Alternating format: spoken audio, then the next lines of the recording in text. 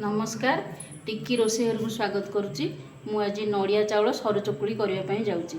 एठी चाउल 1 किलो नड़िया जोड़े या पानी रे भिजई देवी चाउल को 5 घंटा तापर बाटीदेवा नड़िया मिसेकी बाटीदेवा। चाउल भिजई रखी 5 घंटा ताकू नड़िया 2टा पकईकी चिकण कर बाटी देची। सोधटा पिठा करने थोड़ी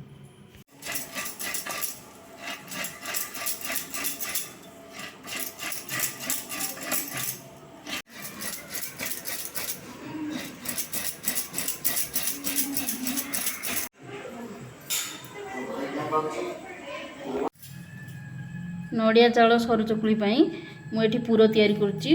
2टा नड़िया 150 ग्राम गुड़ गोलमरीच गुंड 1 चामच या एकाठी गोलैदेवा।